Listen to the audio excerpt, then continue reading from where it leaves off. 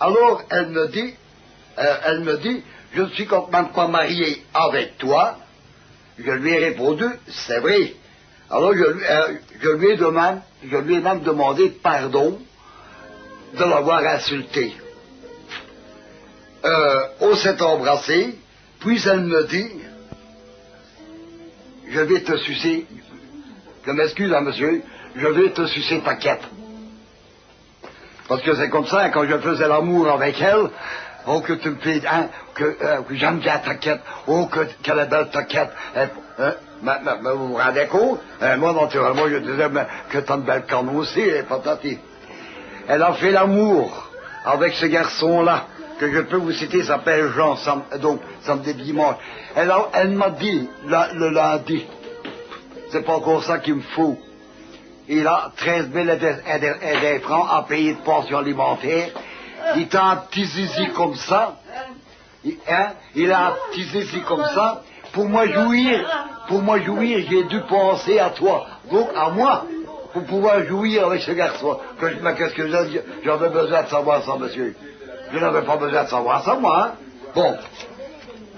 Je me suis laissé faire. Quand cela fut terminé, hein, je lui ai dit que je rentrais à la maison. Alors elle me dit, tu peux me donner 100 francs. Comme je sais hein, qu'elle doit de l'argent à droite et à gauche, je lui ai donné 1000 francs. On était bien remis d'accord. Elle me dit, viens après-midi pour arranger ma garde-robe, hein, qui est cassée. Mais ça, c'est tout pour dans les... Bon.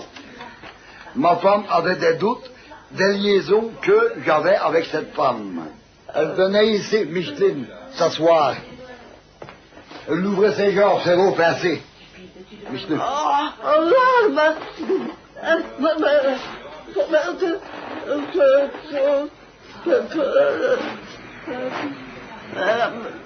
Vraiment provoqué. J'étais récompensé par l'amour. C'est vrai, je suis d'accord. Elle a toujours été d'accord de venir avec moi. Hein? Je ne l'ai jamais forcé, puisque c'est elle qui m'a cherché le premier. Monsieur, je n'avais pas eu autant de penser à cela. Parce qu'à ce moment-là, j'en ai autant. Donc je ne pensais, j'avais pas. Mais la tentation, il y avait plus de 2 ans, j'avais eu des rapports. J'ai eu l'occasion, puisqu'elle s'est offerte elle-même. Elle s'est offerte, il n'y a pas de témoin, ça c'est vrai. Mais on ne prend pas de témoin quand on fait l'amour, je ne pense pas. Hein. Je ne pense pas. Lorsque elle me faisait les pompiers, je n'allais pas dire au voisin, tiens, viens voir comment ce qu'elle fait. Ou comme moi, lorsque je lui faisais, excusez-moi de l'expression, Minette, elle était très contente, elle était heureuse, elle se mettait devant une glace, et elle commençait, elle se frottait, hein, pour élargir. Alors, moi, naturellement, j'étais perdu. C'est une première femme que j'ai eu assez, qui faisait si bien l'amour, parce que l'amour, elle le fait bien. Je n'ai pas peur de le dire. J'arrête l'affaire parce que, dans le fond, je suis quand même libre avec ma femme ici. Je m'en vais quand je veux, mais je ne vais jamais que chez mes enfants. Je ne vais pas rouler à droite et à gauche. Et monsieur, il y a 2 ans que je connais Micheline, je ne l'ai jamais trompée. Je ne l'ai jamais trompée tellement je l'avais dans la peau. Pas peur de le dire. Tellement je l'avais dans la peau. Et alors quand naturellement que j'ai rompu avec Micheline 3-4 fois. À ce moment-là, je retournais au temple, j'étais content, je suis musicien, hein, j'ai un saxophone, hein, voilà les wagons, je n'en ai pas peur, hein, là, je vais rentrer, hein, je suis un qui joue comme ça. Mais ça, ça aussi. Après. Ah. Elle s'est payée à son monsieur. Et là. On regarde. Voilà.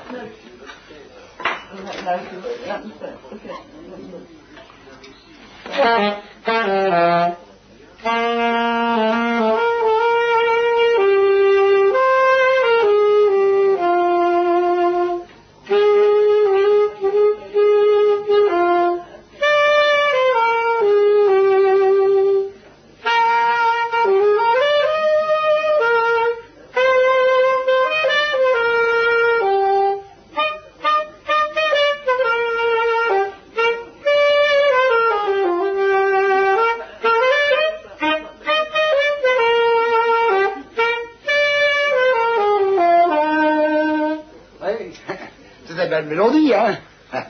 Et j'étais heureux. Mais je n'oserais pas aller dans la maison de Dieu, que je commettais le péché, et que je savais que je continuais. Parce que c'est facile, hein. Seigneur, je te demande pardon, hein. Mais qui s'est levé, que le lendemain, d'aller coucher en veille. Alors, pour faire ça, monsieur, je reste chez moi. J'ai ma sœur qui est évangéliste aussi. Que deux fois elle me téléphone. Elle me dit, mon mec, tu ne vas pas perdre ton âme pour une femme. Pense à la vie éternelle. C'est le Seigneur reprenait ta vie. Maintenant, tu serais condamné pour l'éternité.